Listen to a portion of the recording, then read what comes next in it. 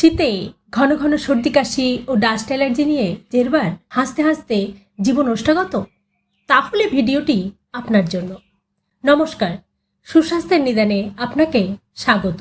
শীত মানেই ঠান্ডা লাগা, হাঁচি, কাশি, জ্বর জ্বালার মতো হাজারো সমস্যা শুরু ঘরে ঘরে।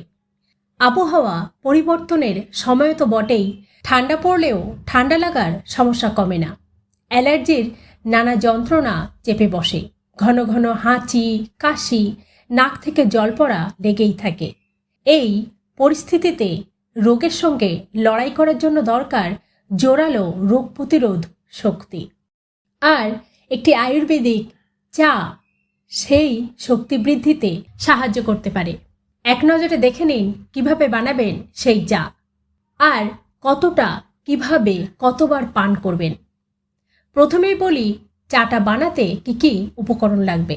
1.5 কাপ জল, 1 গাঁট বা 1 ইঞ্চি আদা থেতো করা, 5 থেকে 6টি তুলসী পাতা, 1/4 চা চামচ হলুদ গুঁড়ো অথবা কাঁচা হলুদের ছোট্ট একটা টুকরো, 2-3টি গোলমরিচ সামান্য থেতো করা, 1 চা চামচ ভালো মধু, 1/2 চা চামচ লেবুর রস। কিভাবে বানাবেন? সবার প্রথমে একটি পাত্রে 1.5 কাপ জল নিন। এবার তাতে থেতো করা আদা, তুলসী পাতা, হলুদ ও গোলমরিচ দিয়ে দিন।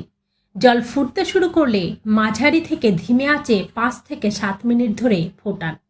এতে জলের পরিমাণ কমে 1 কাপের কাছাকাছি চলে আসবে এবং সমস্ত উপকরণের নির্যাস জলে মিশে যাবে। এরপর চাটিকে একটি কাপে ছেঁকে নিন।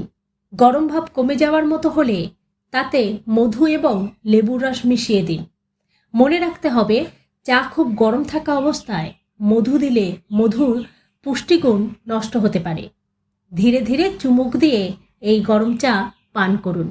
প্রতিদিন 1 থেকে 2 বার পান করলে ঠান্ডা লাগা ও অ্যালার্জির সমস্যা কমে যাবে।